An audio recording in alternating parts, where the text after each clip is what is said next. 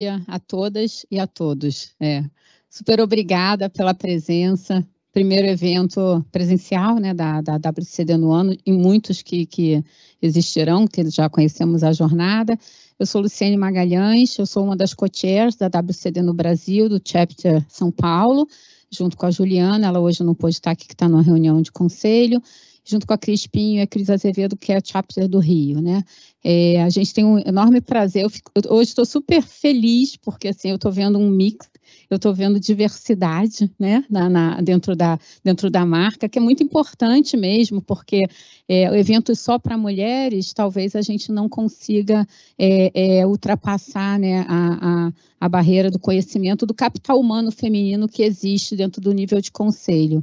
E a exemplo do que tem acontecido no país de forma geral, por situações geopolíticas, por falta de investimento, de infraestrutura, essa diversidade ela tem sido menos proclamada, né? Tem tido muitos eventos onde a presença feminina ela está praticamente inexistente, né? E fazer da WCD um veículo de comunicação onde o mercado brasileiro conheça, saiba que esse capital humano do gênero feminino existe, ele está aqui, é uma responsabilidade de todos nós. Eu vou agradecer pessoalmente a Valéria Café pela representatividade do gênero masculino hoje aqui do IBGC. Foi um pedido meu a Valéria, eu falei assim, Valéria, a gente precisa se ajudar, né? É importante, então eu estava até brincando aqui com o Rodrigo, eu falei assim, nada como falar direto com o presidente, né? Então a gente fala direto com o presidente, aí dá certo. Então, muito obrigada. Eu vou chamar ao palco o Rodrigo Araújo, ele é Korn Ferry, parceiros muitos de longas datas, né? Também está apoiando as marcas que nos apoiam a WCD, que são guardiões, né? Que estão lá, merecem um selinho nosso, como a Korn Ferry, a BMI e outras marcas que nos recebem, porque quando nós fazemos os eventos, nós precisamos das marcas nos amparando, é muito representativo esse reconhecimento. Às 10h30 nós paramos, um pouco antes disso, porque nós temos um outro evento da WCD, que é um fórum novo que a gente está tentando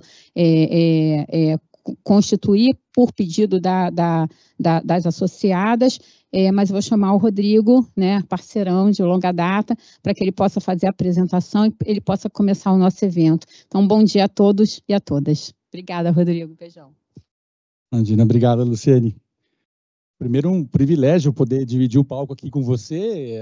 A gente já teve em conselhos juntos, né, e onde transformação era uma pauta permanente, né, no sentido de estimular, promover, não só a diversidade, mas também outros impulsos e que acabam, né, transformando a sociedade de uma forma geral. É um privilégio. Queria começar também dando as boas-vindas e agradecendo a presença de todos e todas. A WCD por essa iniciativa, junto com a KPMG, a Korn Ferry e todas aqui presentes, né, inclusive nos ajudando na construção da nossa pesquisa, né, que acho que deu um trabalhinho, mas era importante, e ela será um pouco a pauta também da nossa discussão de hoje, né, muitas provocações, muitas ideias que virão através da discussão que nós vamos promover na manhã de hoje. E falar em transformação é um pouco o nosso dia a dia, né, um dos temas que também mais me estimulam, né, no sentido de promover, né, a união desses esforços, né, que ajudam a impulsionar através da prosperidade, da inovação, da diversidade, melhores ambientes, né, consequentemente melhores organizações e, acima de tudo, melhores pessoas. Falando em pessoas, queria convidar então como é que eu vou passar aqui? Vamos ver se eu vou muito bem. Vamos convidar as nossas colegas que farão parte aí da nossa sessão de hoje. São duas lideranças que estão diretamente envolvidas em vários desses temas relacionados a transformações, seja no ambiente onde elas estão inseridas, e talvez expandindo isso mais para o contexto, né, E elas vão contar para nós um pouco das experiências, dos aprendizados, dos desafios que estão levando à frente o tema. Então, vou chamar primeiro Kika Piponzi, por favor, conselheira da administração da Raia Drogasil. Bem-vinda, Kika. A Ana Bogos, por favor, presidente da Nivea, aqui no Brasil. E para mediar essa nossa discussão, muito orgulho, minha sócia, minha amiga, Adriana Rosa, sócia de transformação da Korn Ferry.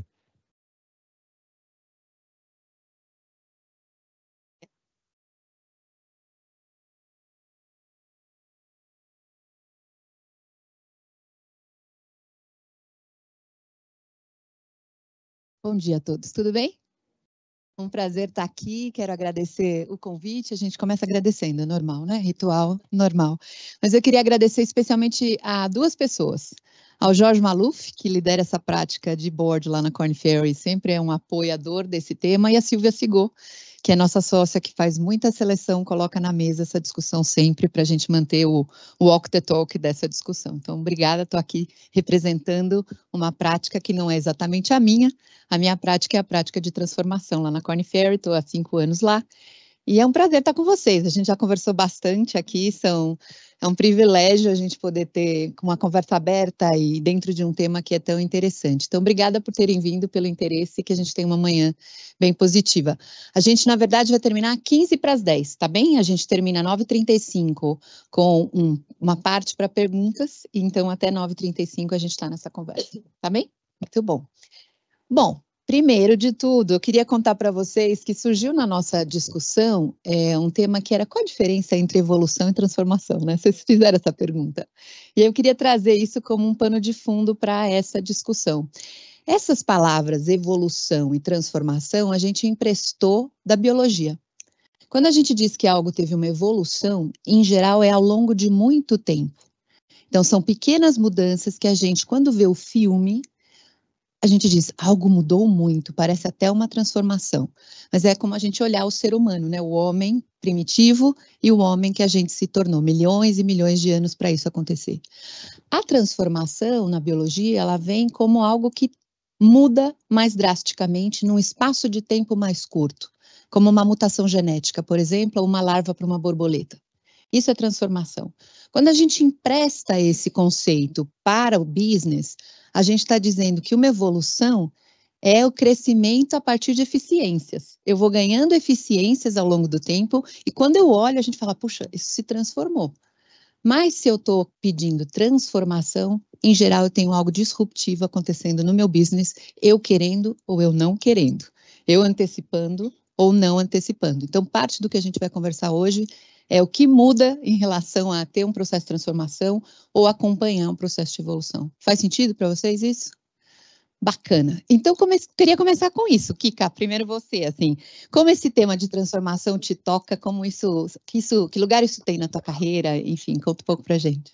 Bom, prazer, a gente tem que começar agradecendo, obrigada pelo convite. Estou aqui do lado de duas mulheres que eu admiro muito, a gente se cruzou, eu nem lembrava que a gente já tinha se cruzado para falar de transformações, né, para falar de mudança de cultura, de competências, e a Ana, enfim, eu acompanho por vários caminhos diferentes, então prazer.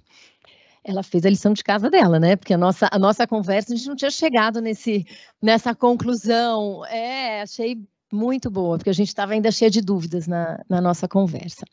Bom, a gente tem pouco tempo para conversar, então eu vou focar um pouco mais na minha carreira mais recente, né? Eu como conselheira da RD e até como executiva da RD, eu trabalhei por mais de 10 anos como executiva, e acho que a RD, ela realmente é uma história de muita transformação ao longo aí dos 15 anos até 20 anos, e obviamente que uma aceleração muito forte nos últimos anos. Mas foi uma empresa, né, quando eu entrei, tinham menos de 100 farmácias, em que a gente era uma empresa média, com uma estrutura bastante familiar ainda, uma operação muito local, né? As redes de farmácia, elas tinham essa dinâmica de mercado, cada um no seu pedaço, e a gente teve minha primeira grande transformação, pensando na minha entrada na empresa, foi realmente transformar a Raia, na época, em uma das grandes consolidadoras do setor no país. Isso é uma mudança drástica do ponto de vista de organização. A gente abria 1, 2 lojas por ano, passou a abrir 12, passou a abrir 20, passou a abrir 50. Esse ano vamos abrir 300, né, por loja. Então, isso requer um nível de transformação muito grande do ponto de vista de competências que você tem que desenvolver, do ponto de vista, né, de organização, cultura e tudo mais. Mas, então, assim, acho que eu sempre estive nesse olhar, porque era uma empresa que estava sempre olhando para o futuro, né? A gente tem muito essa característica de estar construindo a empresa do futuro. Agora, o que eu acho que é interessante, aí falando um pouquinho mais dessa história recente, é que a transformação é isso, ela tem a ver com o contexto, né? Então, a gente está realmente num contexto de muita disrupção, num olho de furacão, tanto de consumo, de varejo, como de saúde, e aí a gente vai ter tempo para conversar um pouco mais ao longo do dia, né, de como é que a gente deu conta de fazer isso do ponto de vista de conselho, aí já da perspectiva do conselho, num ambiente que está mudando demais e rápido demais. Então, já tinha muito desafio para o management em cima da mesa e a gente tinha que, de fato, continuar olhando para o futuro e como é que a gente balanceia essa construção de presente e construção de futuro. Então, só para responder a sua pergunta, né, eu acho que eu sou muito movida à transformação. A gente conversou muito isso, né, não sei se você vai passar aqui em algum momento, né, o quanto esse fator é um fator muito motivador do trabalho e da mudança de carreira para uma carreira de conselho, porque realmente é um lugar que você pode influenciar de uma forma muito estruturante o futuro, enfim, outras estratégias e tudo mais. Então, essa é a prática da minha vida nos últimos anos, realmente está diante de desafios de transformação. Bom, obrigada pelo convite também, Indri, muito bom estar aqui com vocês. Vi a Mari chegando agora, muito bom, Mari. Obrigada pelo convite. Bom, acho que transformação, primeiro gostei muito da sua analogia, Adri, a transformação e a evolução. Eu acho que eu sou consequência de uma evolução realmente, né? A minha carreira é consequência de uma evolução que veio acontecendo. Eu trabalhei 8 anos em banco, depois eu fiquei 17 anos no mundo de bens de consumo, na Nestlé e na Kimberly-Clark, e aí nos últimos 4 anos e meio eu passei por uma transformação, que acho que é aquele tema de realmente pivotar e mudar de uma forma mais agressiva frente a algo que você tem um objetivo claro. Vamos falar um pouco mais do tema de entrada em conselho, mas eu fiquei os últimos 4 anos e meio, 2 anos no RAP, 2 anos e meio na Alpargatas, né, em Havaianas, e eu estou agora na Nivea faz 3 meses, estou fazendo 90 dias agora, e eu acho que a consequência, acho que de um propósito de verdade, esses últimos 4 anos e meio, de entrar num mundo que está acontecendo, que é o mundo digital, e que não está acontecendo no paralelo de tudo que a gente vive, está acontecendo na nossa vida. E eu vi isso acontecendo, eu estava lá há 11 anos na Kimberly-Clark já, e a Kimberly-Clark estava passando por um momento realmente de necessidade de transformação nos últimos 2, 3 anos. Eu estava liderando a divisão de B2B no Brasil.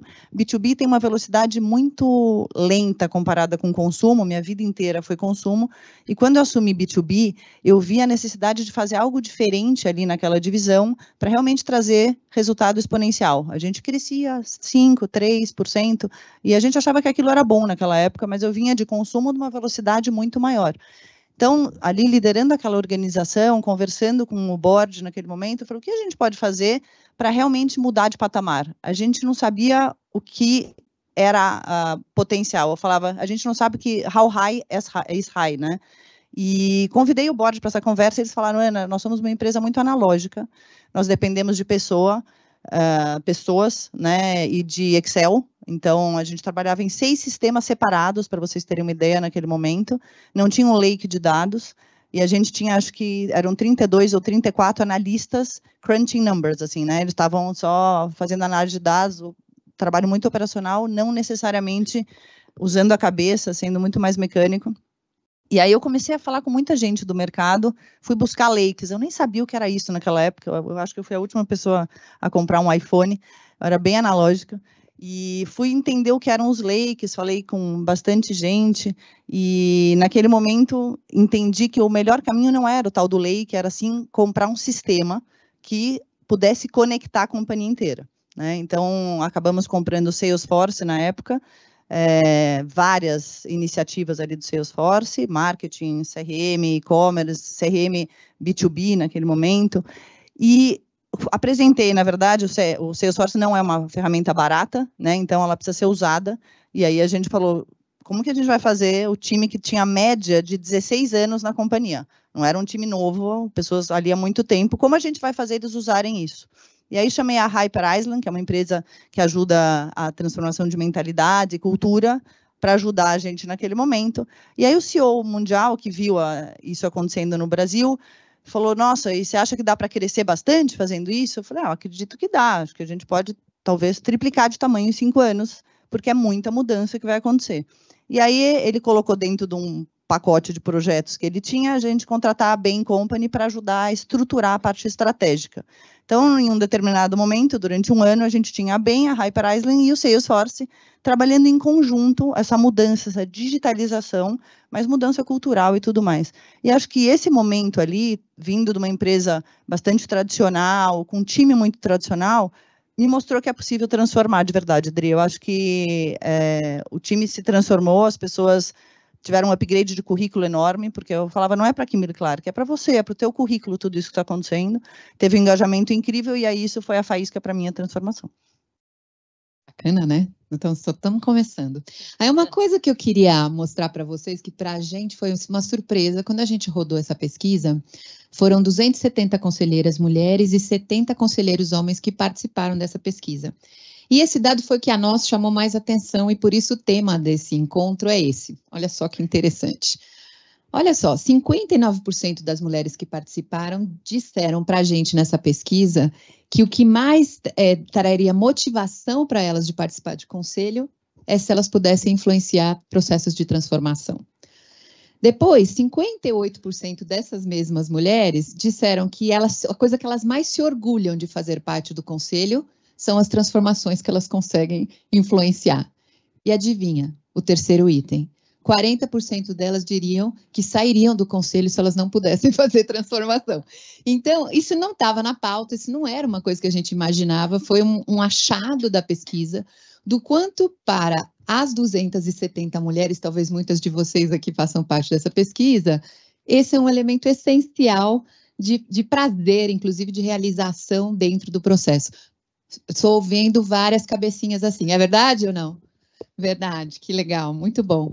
E aí queria saber, assim, já que esse é um tema tão inquietante, tão interessante, como é que vocês duas tocam o consumidor? E eu acredito bastante que a transformação que vem de fora para dentro, ela é mais fácil de fazer, nesse sentido de que não tem o que dizer, ou você lida com essa realidade ou você perde o bonde. Às vezes dentro está funcionando muito bem, e se não tem uma pressão muito grande, você mantém na eficiência, né? Tá tudo certo. Vou começar com a Ana agora. Ana, o que os consumidores estão ensinando para você lá na Nivea? E que coisas vocês aprendendo, você está chegando? Como é que isso impacta a transformação de vocês? Realmente, acho que a Nivea passa por uma evolução de olhar ao consumidor, muito através da RD. A RD é uma grande parceira da Nivea, então é muito legal estar aqui com a Kika. A gente acredita e vê muito esse consumidor transitando no mundo digital. E esse olhar acontece desde Hamburgo e chega até o Brasil. E todo o trabalho que foi feito nesses últimos 5 anos para a gente realmente ter o budget de marketing focado nessa eficientização digital é um trabalho que passa por capabilities, né, por todo o tema de capabilities do time. O time não era preparado para isso, o time estava muito acostumado a comprar mídia na Globo, né, a gente ainda compra muita mídia na Globo, a gente está muito ainda nacionalmente em TV, mas a gente somou um budget digital muito grande que demanda muito trabalho de eficientização desse budget e retorno, né, então todos os KPIs, os ROAS da vida, os CACs da vida, que não era algo comum. Então, foi uma jornada, eu acho que dos últimos 3 anos, interno. As pessoas realmente construíram isso, aprenderam isso.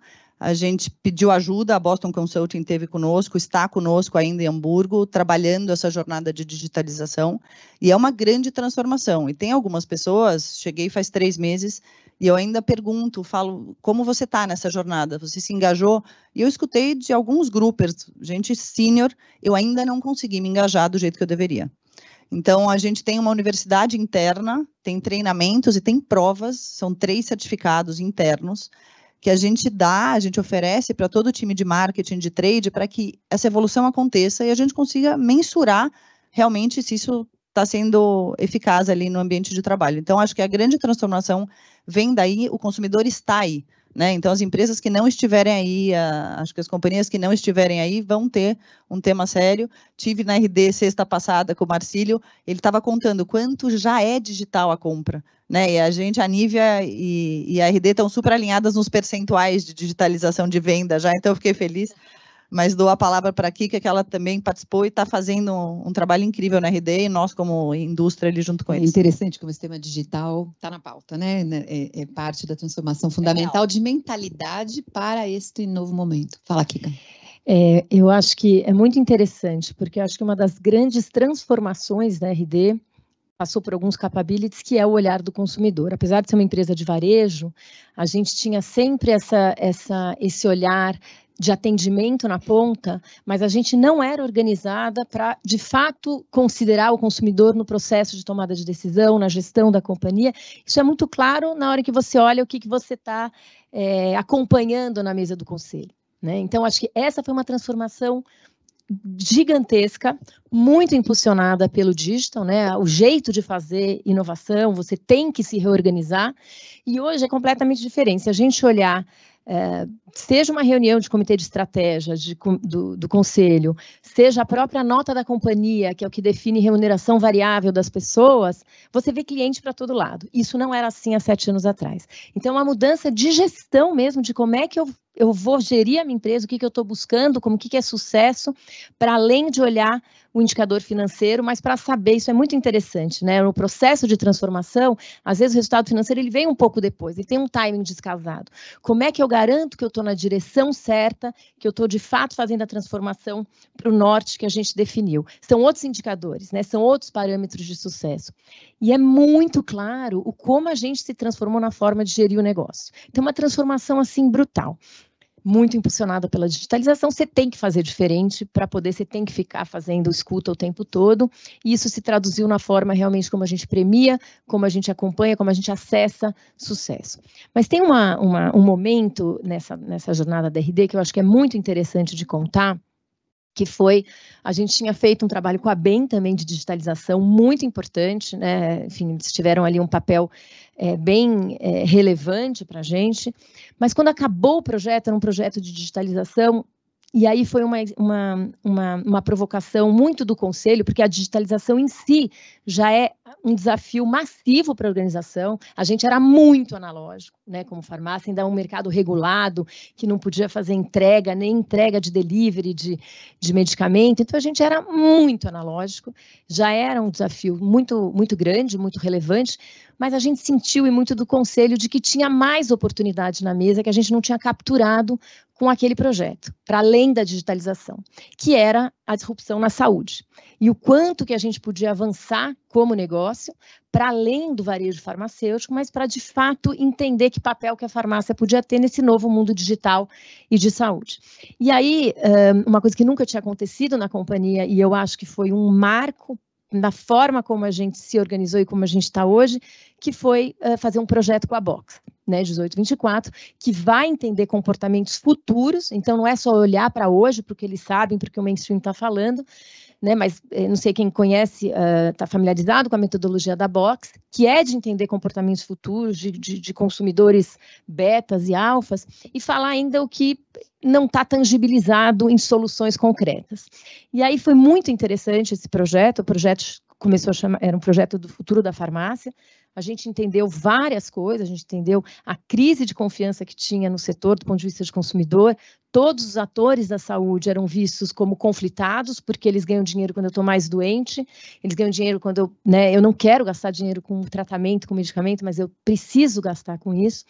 Tinha uma oportunidade incrível de você ocupar realmente um espaço em como é que eu crio soluções de valor para manter as pessoas saudáveis. Isso é uma mudança de paradigma completa, é uma reorganização da companhia. A gente tem hoje 75% da nossa venda ainda é de medicamento, obviamente que tem vitaminas, tem algumas coisas de promoção, mas é muito em cima do tratamento ainda. Então, como é que a gente pode, as pessoas estão querendo parceiros para ajudá-los a serem mais saudáveis, e a gente precisa conseguir construir soluções que gerem valor neste pedaço da jornada de promoção e prevenção. Todos os atores da saúde, isso não é novidade, para a gente foi um pouco de novidade, entender que a gente também estava nessa cadeia de desconfiança, né, com uma lógica muito comercial em que eles estavam olhando para a gente. O próprio crescimento das farmácias, né, vocês devem ter recebido já alguns memes de Drogasil em todo que é canto, em marketing e tal. Isso foi um fator que complicou essa visão de que estão ganhando dinheiro com a minha doença, e a gente realmente fez uma discussão estratégica de propósito muito profunda para se reorganizar como uma empresa de promoção de saúde. Ou seja, é ótimo que a gente tenha remédio, tratamento, as pessoas vão ficar doentes, a população envelhece, mas eu também vou estar aqui para te ajudar antes de você adoecer. Então, isso foi uma mudança muito radical e veio a partir do olhar de comportamento, e aí a gente fez um novo projeto estratégico para criar o conceito de plataforma de saúde. Muito legal. Agora, você trouxe um ponto que é justamente para onde a gente vai aqui com essa conversa, que é o conselho parece que fez uma provocação que foi interessante, né? Na pesquisa que a gente fez, e aí eu vou trazendo, a gente usou esse método de não ficar apresentando a pesquisa toda e mostrando os dados aos poucos para vocês. Então, tinha alguns dados de perfis, então, demografia, isso não tem nada de muito, que chame muito a nossa atenção, mas a gente perguntou um pouco sobre o caminho dessas conselheiras para chegarem no conselho. 85% delas, assim como vocês, ocuparam posições em C-level antes de sentar na cadeira de conselho, 66% tiveram experiência internacional, de expatriação, trouxe alguma coisa que trouxe alguma vantagem, 33% perceberam que poderiam ser conselheiro quando estavam na posição de C-level, não antes disso, e só 12% tinha isso como um desejo de carreira. Então, talvez a gente queira chamar a atenção desse 12%. A gente pensar um pouco o que precisa acontecer para que talvez isso seja pensado um pouco antes, sonhado um pouco antes. E na psicologia a gente diz que a gente não sonha com o que a gente não viu. Então, a importância da gente ver mulheres na posição de conselho é que isso cria representatividade para que as meninas, as jovens, as mulheres que estão nas posições gerenciais possam sonhar com essa posição. Então, eu estou muito feliz da gente estar aqui e ser representação dessa possibilidade para as pessoas, né? Então, o que eu queria entender com vocês é como foi o caminho de vocês, até porque tem gente aqui também buscando esse caminho. Como foi o caminho de vocês para chegar na posição de conselheira? Quem começa aí? Vou eu primeiro. Meu caminho ele foi muito peculiar, né? E acho que é pouco replicável. Eu sou parte do grupo fundador de Droga Raia. Eu era executiva da companhia pós-fusão, né, da Raia Drogasil. Fiquei um tempo lá e acabou por um contexto externo. Não tinha sonhado com isso, não estava olhando para isso no curto prazo, não estava preparada para isso, mas por uma questão de contexto, enfim, meu pai acabou falecendo de uma hora para outra, ele era conselheiro, e em conversas com a família, né, com o nosso grupo, a gente achou que ia ser uma boa eu ir para o conselho. O que eu acho que é interessante para contar para vocês sobre esse momento, né? Primeiro, é um momento super difícil, quem já passou por fusão, especialmente de iguais, é um momento muito delicado, né? As sinergias não vêm no curto prazo, você tem uma tese que 1 mais 1 vai valer 4, e 1 ano e meio depois está valendo 1,5, e uma pressão, e as empresas têm culturas muito diferentes, né? É um caso de muito sucesso, mas que teve um começo super desafiador e delicado. A fusão foi feita porque a gente tinha competências diferentes, o que é ótimo, mas isso vem com culturas muito diferentes, uma dificuldade de integração grande, e a gente estava naquele momento, enfim. E aí, em conversa, a gente acabou achando que... E foi muito interessante, a semana passada eu estava com um grupo de mulheres na Simpar conversando sobre liderança feminina, impressionante como sempre tem alguém que te abriu uma porta, ou que te acendeu uma luz, ou que te mostrou algum caminho e que te ajudou para eventualmente você ascender em alguma posição que você ou não estava enxergando ou não queria. Essa pessoa, para o meu caso pessoal, né, ela foi o Antônio Carlos Piponzi, que é o chairman da companhia, e ele falou muito claramente para mim, você vai ser muito mais insubstituível no conselho do que como executiva nesse momento, que era uma coisa que eu não tinha parado para pensar, era uma decisão delicada para mim, era quase uma saída da vida executiva antes da hora, porque eu não me via como estar trabalhando numa outra empresa, concorrente, enfim. E ele me trouxe muito esse olhar da transformação para o Correr, né? Eu sempre tive uma agenda de transformação, de sustentabilidade, de criação de visão de futuro, do que a gente quer realizar, por que a gente está realizando.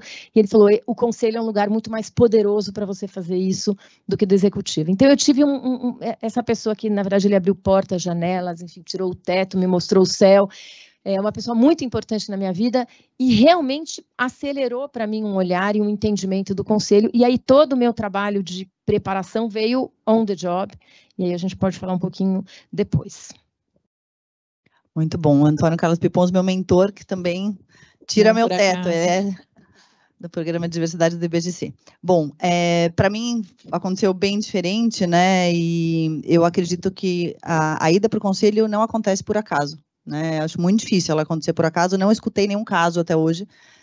O da Kika não foi meio por acaso, foi, né, aconteceu uma necessidade real ali, mas eu acho que você ser executiva e de repente você recebe um convite para o conselho e você nem estava pensando, o telefone tocou, não acho que vai acontecer. E eu estava na Kimberly-Clark já, acho que há 8 anos, 9 anos, e já com 45, e pensava o que vai ser depois, né? A gente vai até 70, 75 anos, o que eu vou fazer? E comecei a conversar com um headhunter que acompanha a minha carreira há muito tempo, e ele viu essa transformação que eu acabei de mencionar para vocês na Kimberly, e ele falou para mim, nossa, você está entrando num mundo que é muito difícil de entrar, esse mundo digital, né? Então, eu acho que você tem um espaço para entrar em conselho. Por que você não vai fazer o IBGC? E aí eu fui fazer o IBGC, eu falei, nossa, pode ser um caminho. E ele me levou para o RAP, esse headhunter, ele me abriu a porta para o RAP, ele falou, não, o RAP é um unicórnio, está passando por muita mudança, precisa de alguém mais estruturado, e que tem essa tendência aí para o digital, tudo que você fez ali na Kimberly, ele me levou. Então, também foi esse anjo da guarda que falou, olha, vai lá, tem um lugarzinho para você entrar em algum conselho e mergulha com tudo no tema digital. Então, eu tive esse empurrão e foi uma ajuda, na verdade, de alguém que me conhecia muito, mas eu acho muito importante esse network também, e isso acontecer. Nesse momento, eu recebi um convite para o conselho da Ana Couto, a agência de estratégia de publicidade, era um conselho consultivo, né, não era administrativo, e foi minha primeira escola.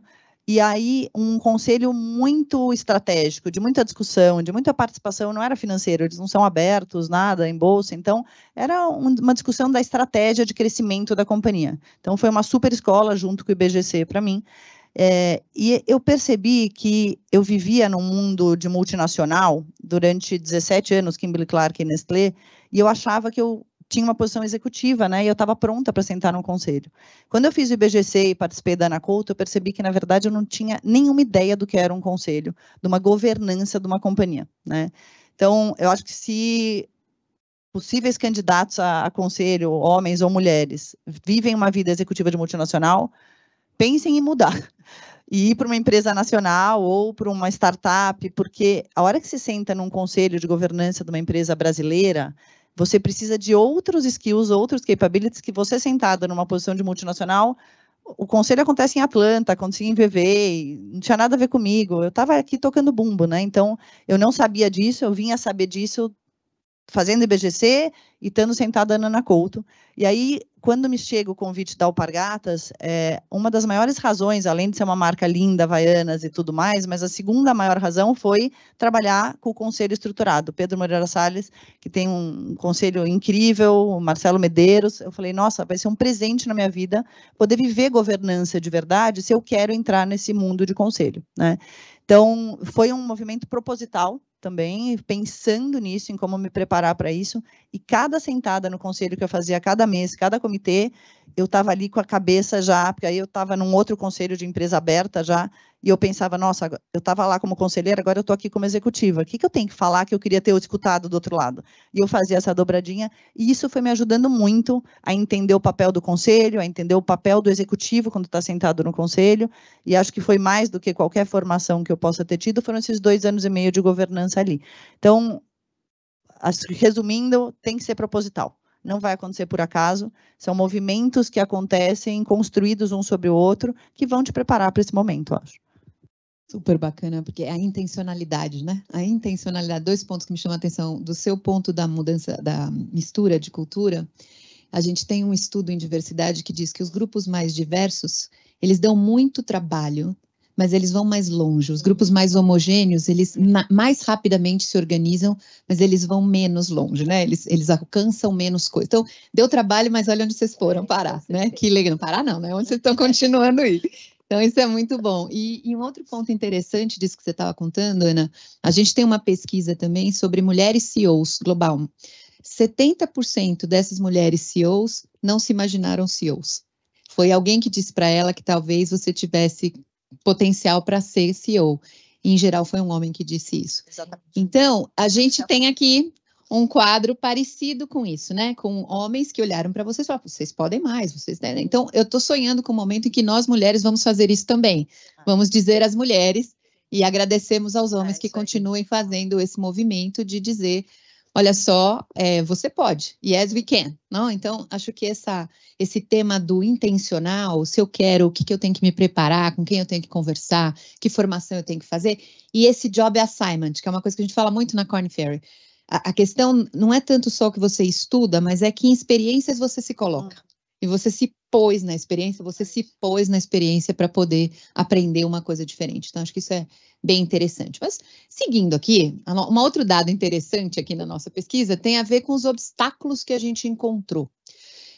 A gente perguntava que obstáculos as pessoas encontraram para ocupar essas cadeiras. O mais presente foram os próprios vieses, a gente classificou dessa maneira todas aquelas respostas que a gente encontra e depois a gente manda essa pesquisa para todo mundo, vai ter um QR Code aqui, vocês vão receber, tá? O material completo, tem outros dados, inclusive. Aquelas respostas do tipo, não tem mulher preparada para esta posição, ou para esse caso a gente precisa de uma experiência específica assim, ou puxa, mas ela nunca esteve num conselho. Então, esses vieses que acabaram retardando a ida de algumas mulheres para essas posições. O segundo é uma dimensão que a gente também já estudou em outras pesquisas, que é a questão do networking, né? E que significa isso? Pode ser inconsciente muitas vezes para os homens, mas eu vou repetir porque é bom, porque às vezes está inconsciente mesmo. Quando quando um homem chama o outro homem para tomar um vinho e conversar, isso é absolutamente natural. Se uma mulher fizer isso, isso pode ser mal interpretado. Então, as conversas que acontecem no golfe, no fim do dia, sobre trabalho, são mais desafiadoras para as mulheres, porque elas podem ser mal interpretadas. Então, a maneira de criar networking no mundo feminino com o grupo que é majoritariamente masculino, a gente tem que fazer um esforço, né? Então, eu quero chamar a atenção desse ponto, porque sem network a gente não vai em lugar nenhum. Então, a gente tem que dar um jeito com essa história, tanto do nosso ponto de vista, quanto do ponto de vista das outras pessoas que fazem parte desse grupo.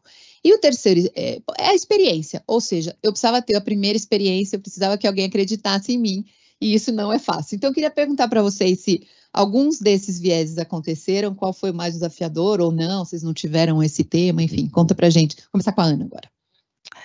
Bom, eu mencionei já que teve uma pessoa que me ajudou nesse network, né, que me trouxe realmente esse mundo digital e me colocou aí nesse mundo, e isso me ajudou muito, mas tem um tema que no começo, 4, 5 anos atrás, quando eu comecei a participar dessas entrevistas, surgiu muito o que você contribui, né, e passa um pouco pelos vieses, qual é o teu papel sentada no conselho? E eu não tinha essa reflexão muito clara também, né? E acho que isso é muito importante porque os obstáculos vão surgir. E você tem que ter muita segurança no que você está falando, no que você vai contribuir, para realmente conseguir combater os obstáculos que vão surgir. As conversas acontecem, mas para você participar de uma roda de vinho, de um network, para você garantir que a tua experiência soma, você tem que saber o que você contribui, né? Então, eu acho que essa reflexão é super relevante. As cadeiras hoje em conselhos estão bem definidas, né? Então, você tem alguém de risco, você tem alguém financeiro, você tem alguém de consumidor ou de crescimento, de growth, você tem alguém, às vezes, um pouco mais de supply, quando necessário. Em qual cadeira você senta? A pessoa generalista não tem espaço no conselho hoje em dia, né? Os conselhos estão muito mais especializados, os comitês são especializados e precisam de gente que contribua quanto a isso. Então, acho que até para você ultrapassar esses obstáculos, essa consciência de onde você contribui, esse auto-assessment, a sua proposta de valor, para, né, tá aí nesse network para combater os vieses é muito relevante. Então, eu acho que para mim isso foi muito importante e ter certeza, ter essa segurança de que eu vou me aprofundar, os conhecimentos estão disponíveis, tá, as coisas acontecem muito rápido, você está se atualizando o tempo inteiro, para você continuar sendo esta pessoa que soma e contribui valor ali, né? Excelente. É muito interessante, né? Eu concordo muito com o que a Ana está falando, e uma das coisas que eu acho que também foi um conselho de um outro homem, que é um mentor super importante no conselho para mim, quando eu comecei, no final do ano passado, a olhar para um segundo conselho, né? Hoje eu estou no conselho do Banco Santander, também aqui no Brasil, e ele falava muito para eu fazer essa reflexão, não só do ponto de vista da experiência mais objetiva de meu setor, mas assim, que tipos de desafios você teve que enfrentar, né? Porque tem competências que, independente do setor, você passa a fazer as perguntas certas no lugar certo, independente de você conhecer ou não. E é um pouco isso que aconteceu comigo no Santander. Eu achei que a turma estava um pouco louca de me chamar para um banco, eu não conheço nada do setor financeiro. E foi um processo longo de conversa, né? Foram 8 entrevistas com gente daqui, gente global, e eu saí muito mais entusiasmada no final do processo do que eu estava no começo, com a minha possibilidade de transformação, porque eu falei, o que eu vou conseguir mudar, ou influenciar, ou contribuir nesse conselho, e eu senti algumas dinâmicas semelhantes de desafios.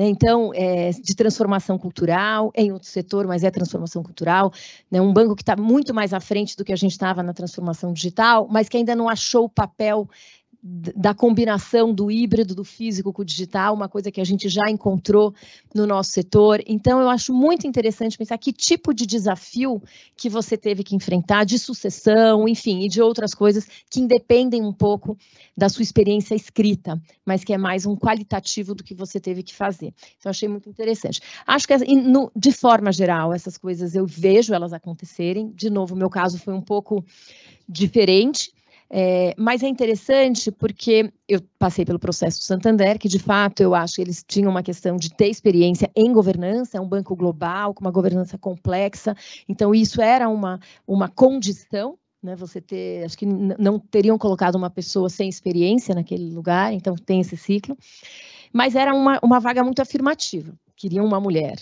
né, queriam uma mulher com experiência em transformação de varejo, então assim, acho que mais a experiência que contou.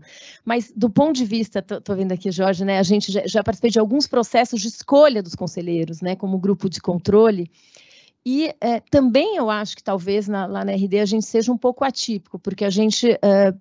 acho que o networking é muito importante, acaba chegando por aqui, a gente trouxe um conselheiro só hoje dos 5 que a gente tem através dos independentes, através de consultorias de fora, né, através de Headhunter, que é a peça mais diversa do ponto de vista de competências, é uma peça super importante que nunca teria chegado se a gente não tivesse feito esse processo, né? Então, acho que são dilemas que continuam na mesa e é o que você falou, a gente tem que partir disso para ver como a gente enfrenta e vai realizando. Como é que a gente está preparado quando a boa oportunidade vem também. Então, isso de você saber qual é a sua proposta de valor, em que você é bom, quais são as exposições a que você esteve. Às vezes você não valoriza muitas coisas que você já fez e nem conta aquilo, porque às vezes não é formal. E nessas experiências é que moram as boas, né, notícias. Eu vou somar só um ponto, que eu acho que eu sou mãe, né, esposa, filha, tudo mais, e quando a gente fala de network, as executivas principalmente, a gente já está ali 10, 12 horas por dia, e aí surge a oportunidade do network, que é um happy hour, ou é um café da manhã e a gente tem que treinar de manhã, demanda um esforço, gente. Não adianta, são escolhas na vida, né? Não existe equilíbrio, eu sempre falo, existe prioridades naquele momento. Então, se o caminho para conselho é importante para você, você vai ter que fazer escolhas. Tem priorização e vai ter que ir no network, tem organização, vai ter que ir no network, no café da manhã, no happy hour, e acho que é priorizar isso no momento que é relevante para você, acho que isso... Excelente, excelente ponto, muito bom. Bom, e aí a gente perguntou, na verdade a gente tem um material bem interessante que a gente fez globalmente e que a gente até usou com o BGC em alguns momentos, que eram características que a gente chama de 7 atributos-chave para conselheiros e conselheiras, ou seja, como é que a gente tem estas características são fundamentais na prática de conselho. Isso foi todo um trabalho a partir de perfil, a partir das nossas competências, de uma análise inclusive de características mais de personalidade. E a gente fez um auto-assessment, ou seja, a gente não avaliou as conselheiras, elas se autoavaliaram. E esse foi o resultado que a gente encontrou. Então, construir confiança, ter o walk the talk, né? Você ter a coerência, 92% entende que essa é uma característica bem presente. Promover colaboração, que também apareceu como principal motivador de uma cultura de conselho. Isso está no material que vocês vão receber. Qual é o aspecto cultural mais importante de se cultivar num conselho? Apareceu colaboração, porque você não faz nada sem colaboração num conselho. Achei bem interessante. É diversidade de opiniões, saber colocar o ponto de vista diferente mesmo que doa e escutar também com respeito, honestidade. A questão de simplificar o complexo, adoro isso, porque eu não consigo ver transformação sem simplificação. Um negócio para mim que anda completamente junto. É como você, não é simplificar no sentido do simplório ou de minimizar, mas tem que ser simples para poder descer, para poder fluir o processo de transformação. Construir consenso, que para mim tem um pouco a ver com a questão da colaboração, mas tem gente que é mais habilidoso em fazer a construção de consenso. A síntese, quantas horas vocês ficam no conselho normalmente? Quanto tempo? 5 por mês, né? Então, mais o comitê. Imagina se todo mundo resolver fazer uma parábola, né? Não vai dar. Então, síntese é importante. E o que caiu mais baixo foi pensamento estratégico, que também é um tema entre os executivos, muitas vezes, como algo que a gente precisa desenvolver. Quando a gente toca muito bumbo, às vezes a gente esquece, né? Você falou disso, assim, por que a gente está aqui, né? Por que a gente está aqui? Então, eu queria saber de vocês, se vocês forem se autoavaliar, como é que vocês se veem? Onde é que vocês estão trabalhando seu desenvolvimento? Olha, você não estava combinada, né? Não. É. Ela fez a lição de casa, a Adria não deixou essa pra gente. Uma autoavaliação. Você acha que você está trabalhando nela lá na sua terapia, na sua mentoria, na sua... Eu acho que de desafiador do que eu vejo aí, e eu concordo com todas essas que estão ali, concordo. Né, acho que daria para falar muito de cada uma, só antes de responder a pergunta, eu acho que nesse item 1 que caiu como principal, que é criar confiança, tem uma coisa muito importante, que é a confiança entre o conselho e entre o management. Né? Se a gente não conseguir fazer com que o management traga o que não está indo bem, a gente não vai conseguir impulsionar nada. Né? E a gente tem uma tendência natural, às vezes não é de escolher, de mostrar o que está indo bem, eu quero mostrar o que está funcionando, e do que está funcionando é só palminha. Né? Então, a gente precisa criar um ambiente que a gente traga o desafio, que a gente traga o que a gente não sabe ainda, porque são nesses locais que a gente vai ter a contribuição. E se você me permite, esse ponto é super relevante, porque é como se fossem 2 camadas de confiança. Uma camada que é a confiança do grupo de conselho, que é interessante, é importante, mas não pode virar chá, né? Exato. Chá da 5, porque é importante a discordância num conselho. Ao mesmo tempo, se não tem a confiança do management, a sensação que eu tenho, muitas vezes eu entro no conselho para apresentar algum projeto e eu vou junto com o CEO, vou junto com... Eu sinto que não tem perguntas, que não tem desafios, que na verdade era para mostrar que está tudo bem e next. Então, quando a gente está num conselho que parece next, isso me incomoda muito. Assim. Acho que é uma coisa para a gente refletir qual é o papel que a gente tem quando está sentado lá, né? E aí, como conselheira, eu tenho o privilégio de liderar o comitê de estratégia da RD também, e grande parte do meu trabalho como líder do comitê é entender, primeiro, o que vai ser discutido, né? Pauta é poder, né? Quais são os assuntos que você vai levar, mas acho que a gente tem evoluído muito na qualidade das nossas reuniões, porque a gente tem investido um tempo importante em como levar. Né? Então, a forma de apresentação, uma apresentação que é tratada num comitê executivo não é a que deve ir para o conselho, porque às vezes é uma coisa mais de reporte de como as coisas estão indo, e para o conselho não deveria ser assim. Então, a gente tem trabalhado muito ao longo do tempo nessa forma de como levar essas coisas e sempre deixar claro, de uma forma assim didática, qual é o desafio. Né? Você está falando de um tema, você dá com o mínimo de tempo de contexto, porque a gente gasta muito tempo contando as coisas que a gente faz, né? Aonde está o meu desafio, aonde eu ainda não sei. Então, isso é muito importante para quem, especialmente, vai liderar comitês e tudo mais. Mas, não fugindo da sua pergunta... Eu que você ganhou tempo.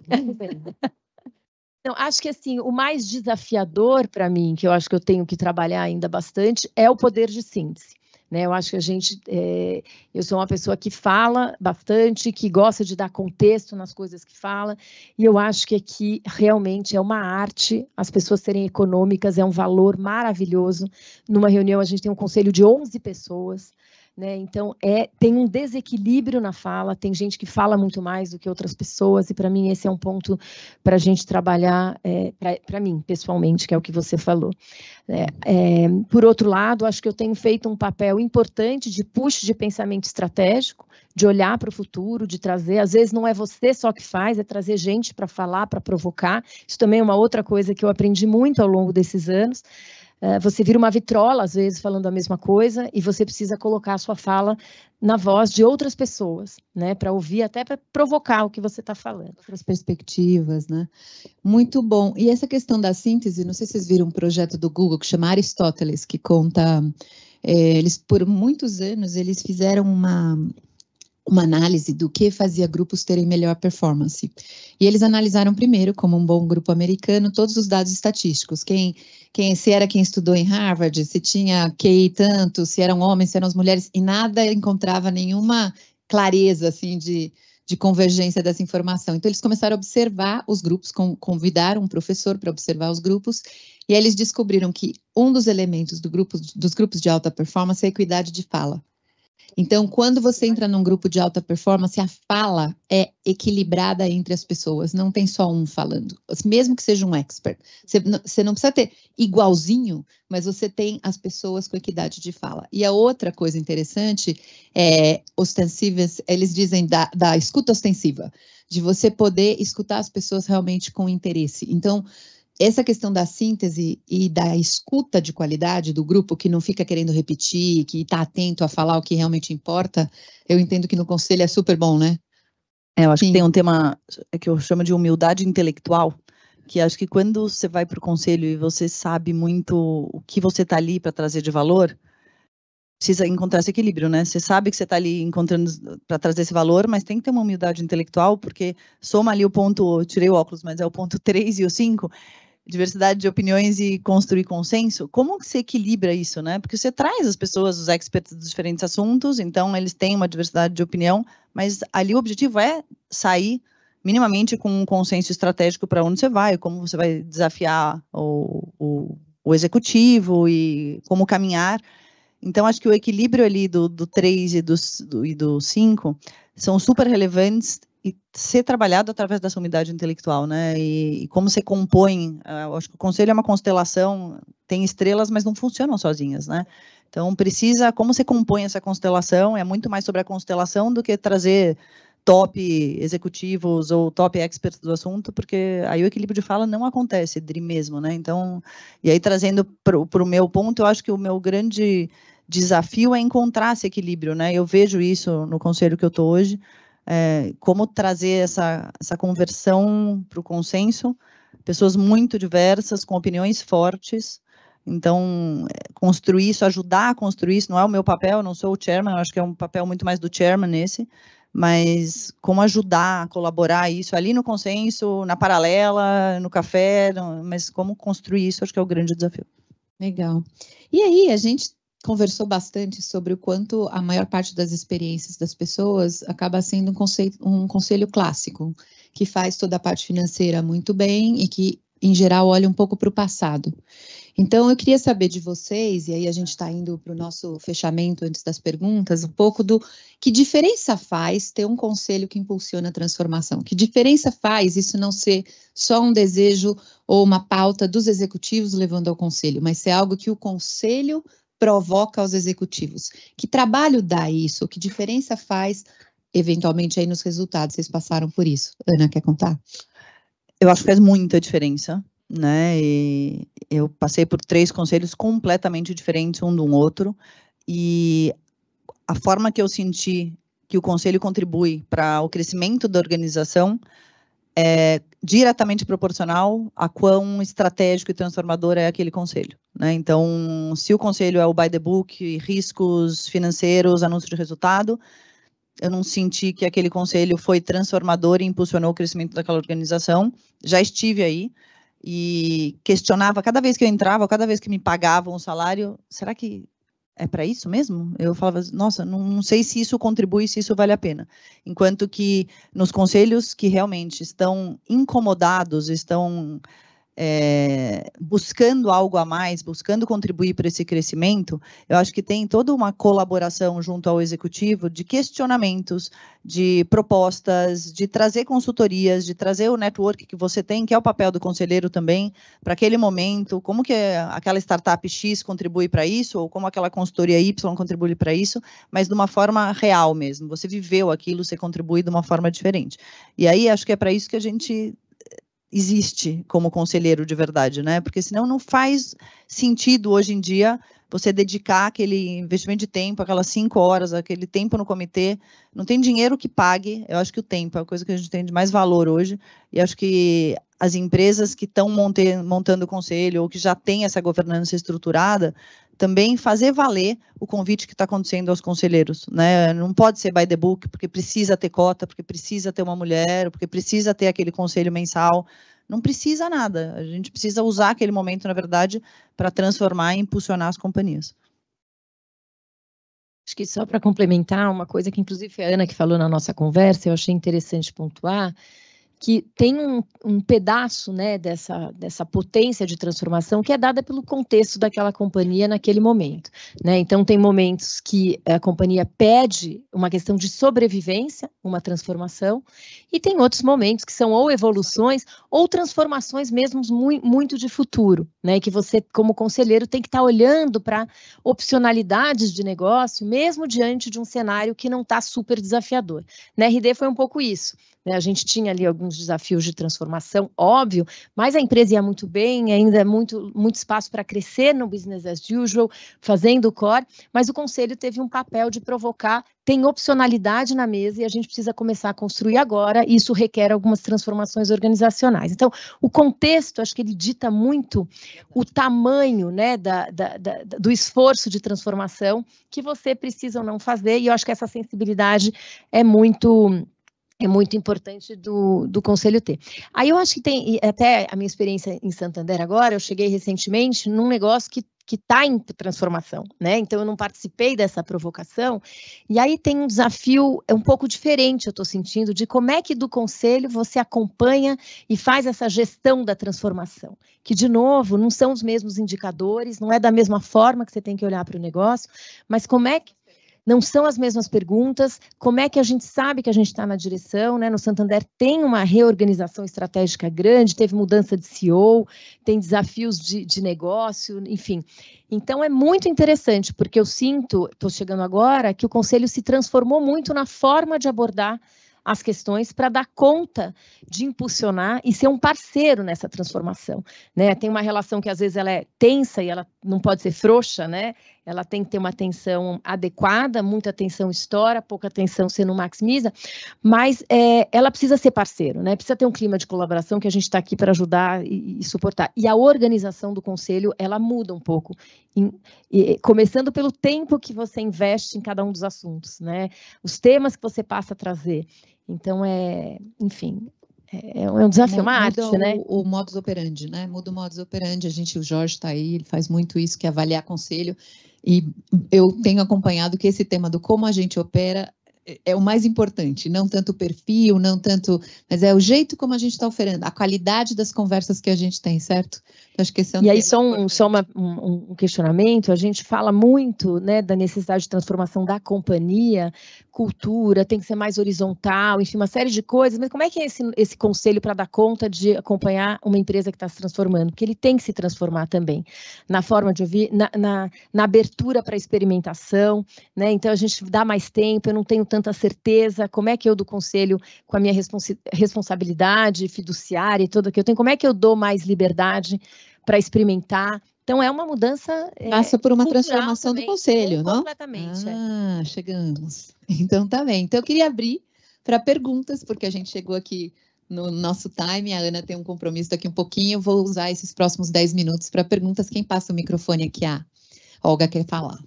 Minha parceira de conselho, né, Olga? De transformação.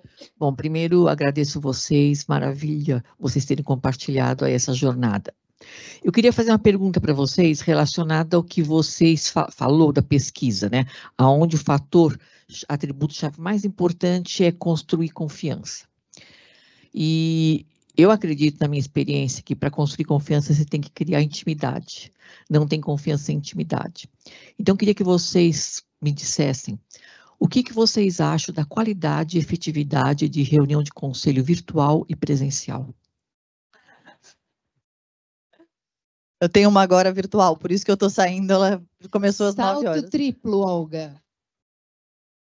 Você tem total razão, Olga. Eu acho que é uma diferença gritante da qualidade, assim como do trabalho, não é só o conselho. Eu sou crente de que no escritório é outra vida e é exponencial o que a gente produz.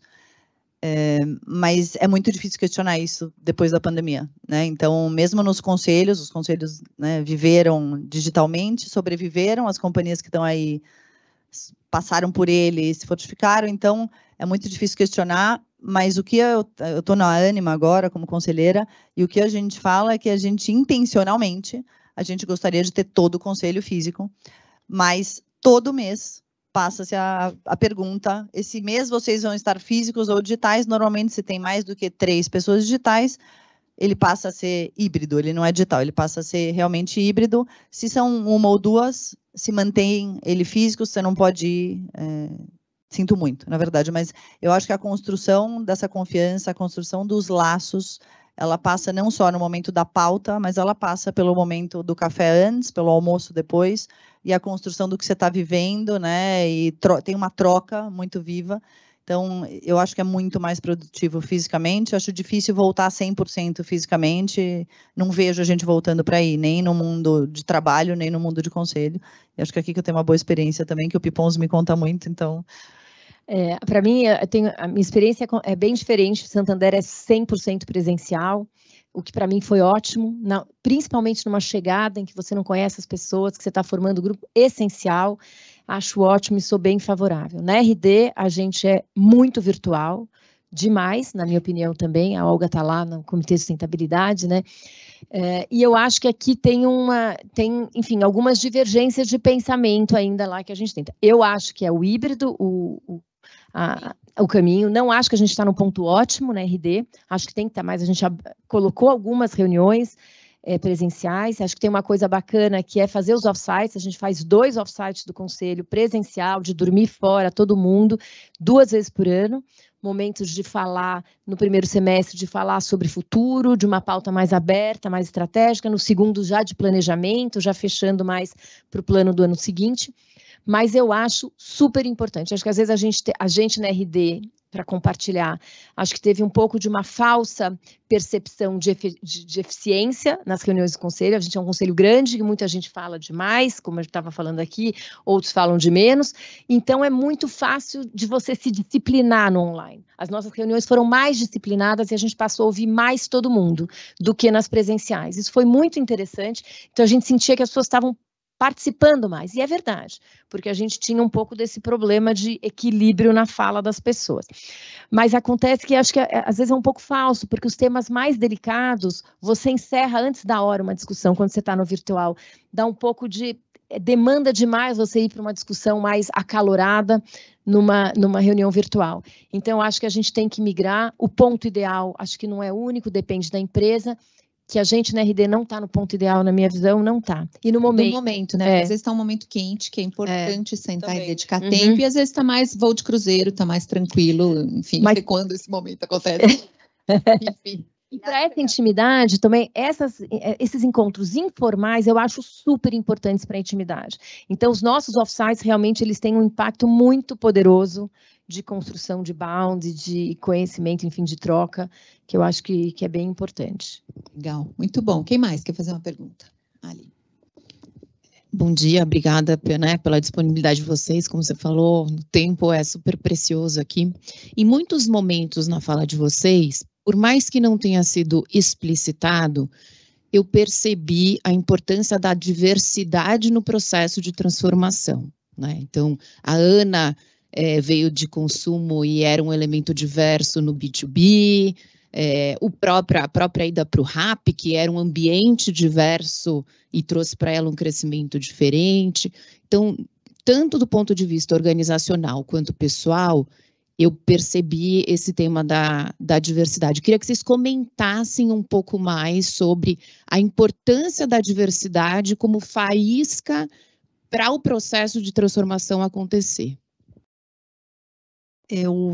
Obrigada pela pergunta. Eu vou trazer a tua pergunta para o tema do crescimento da organização, né? E temos questionado muito isso aqui dentro e em Alpargatas também, tanto em Nivea como em Alpargatas. A gente precisa refletir dentro da organização o que é o consumidor no Brasil, né? Então, a diversidade começa por aí, porque a gente existe, né, para entregar lucro, para entregar crescimento. Isso só vai acontecer se a gente refletir dentro da organização, e acredito também dentro dos conselhos, o que existe aí fora de consumidor. Vou te dar um exemplo, a Nivea não tem um programa de estagiários, a gente vai lançar, agora estou organizando isso para a gente lançar em agosto. E aí eu estava com o VP de RH e ele falou, o que você imagina de perfil para o estagiário? Eu falei, imagino a população brasileira, de idade, de raça e de gênero. Ele falou, mas você vai ter gente mais velha? Eu falei, 2 vagas acima de 60 anos. Ele falou, nossa, isso vai ser um super desafio. Eu falei, eu imagino, mas o nosso consumidor, ele é a mulher acima de 60 anos que passa o creme Nivea no rosto, a latinha. A gente quer ela aqui dentro. Então, é desafiante? É super desafiador. Mas a gente precisa ter essa diversidade aqui dentro das companhias, né? Então, e dentro do conselho soma muito também. Então, acho que a diversidade que a gente menciona passa por isso. A gente está objetivando o crescimento, não vou fingir, é o crescimento. Mas para isso acontecer, a gente precisa entender quem está aí fora, quem consome os nossos produtos. Então, nas 2 últimas companhias que eu passei, é por causa disso que a gente quer ter tanta diversidade e é intencional mesmo. E acho que além dessa visão de ter representatividade, né, que é um pouco, né, esse é um dos lados de ter essa representatividade, é muito mais interessante quando você tem pessoas que pensam diferente e aí o caminho do processo de discussão de um tema, ele é dado de uma forma completamente diferente também, né? Então, acho que como do ponto de vista pessoal, né, eu vejo o quanto tem sido importante para mim estar em lugares que eu não escuto só o que eu acredito, só o que eu concordo, né? Então, eu me tornei uma pessoa muito mais interessante para estar numa cadeira de conselho, participando em fóruns, que foi, inclusive, um dos caminhos de aprendizado, de estar em fóruns de instituto, de estar, eu estou lá no fórum eu sou ex-aluna da FEA, estou no Endowment da FEA, que é uma relação completamente diferente de diversidade, a gente tem muito cotista e muitos desafios que vêm do ponto de vista da inclusão, que a gente ainda está discutindo, às vezes, na empresa, a questão da representatividade. Então, assim, você realmente fluir e escutar de lugares diferentes, como é que se abordam os problemas, é muito interessante, porque o processo, eu tive num curso em INSEAD, que eu fiquei meio frustrada quando eu ouvi essa máxima, mas cada vez mais ela fez sentido, falava, a governança is more about the process than the outcomes. E eu falei, pô, a gente que quer tanto ver resultado, que foi criada, né? Só que, de fato, o processo é muito essencial para um outcome de sucesso, né? Então, assim, e o processo significa por onde você faz as perguntas, por onde você vem, as perspectivas diferentes mudam completamente a dinâmica de um conselho, né? Então, acho que para a gente também vale esse exercício. Será que eu estou frequentando os lugares que eu escuto só as coisas que eu acredito? Uma dos pontos me perguntava, pô, Kika, mas você vai para o conselho de um banco, né? Você não tem... E para mim, uma das coisas era, eu tenho a questão da sustentabilidade como uma pauta, como uma missão muito importante, né? Ajudar as companhias a enxergarem oportunidades de criar impacto positivo. Como é que se discute essa perspectiva do ponto de vista, né, do banco, que é um dos grandes financiadores de transformações sociais que a gente precisa? Então, é de uma riqueza enorme ouvir opiniões e visões de mundo e dificuldades de perspectivas diferentes, para além da representatividade, que é essencial, é o degrau 1 que a gente ainda tem muita coisa para fazer, né? Mas podia ficar aqui um tempão, né? Porque tá tão interessante isso, porque a gente diz que diversidade é um fato, diverso todos somos e quem mais está lá fora, mas que a inclusão é uma escolha consciente. Eu tenho que estar consciente de dizer, eu quero as senhoras de 60 anos, eu quero estar num ambiente em que eu aprenda algo com isso. Então, acho que a grande transformação que a gente está conversando aqui também é uma transformação do nosso modelo de gestão. que sai de um modelo de comando e controle e me traga soluções e que valorize mais como as pessoas se colocam, quem são essas pessoas, suas experiências e o que cada um agrega e como é que a gente gera um processo de melhor outcome, né? Então, eu concordo muito com essa frase, embora ela desça azeda, né? Desça azeda, Então, eu acredito que a gente está aqui no nosso limite de tempo, para respeitar o tempo de todo mundo. Eu só queria propor para vocês uma avaliação dessa nossa manhã e todo mundo que fizer avaliação, é assim que a gente funciona, vai receber essa pesquisa completa no seu e-mail. Então, faça essa gentileza de fazer essa avaliação e você receberá essa pesquisa e a gente vai ter o maior prazer de continuar essa conversa em outros momentos. Deixar todo mundo avaliar.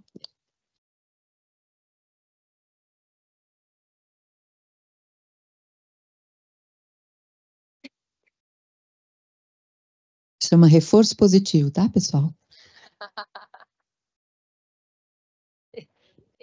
Tem viés, né? Tem viés.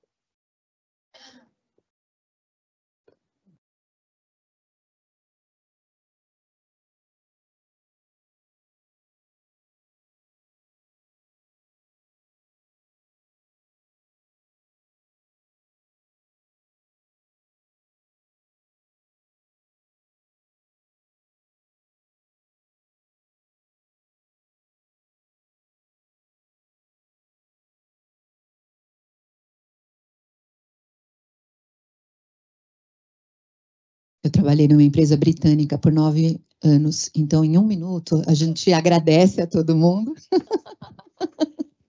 Obrigada, Adri. E agradece a todo mundo, especialmente a Kika e a Ana, que a gente imagina a agenda delas, mas a agenda de cada um de vocês também, que reservou esse tempinho nessa manhã. Agradecer a KPMG, que nos ofereceu esse espaço tão interessante, a WCD, que leva essa pauta adiante, e a minha casa, Korn Ferry, que também está nessa jornada. Então, super obrigada a todos e todas. E tem café, a gente continua a conversa daqui um pouquinho. Muito obrigada por tudo. Obrigada. Obrigada a você, Adri. Obrigada, prazer Obrigada, de conversar.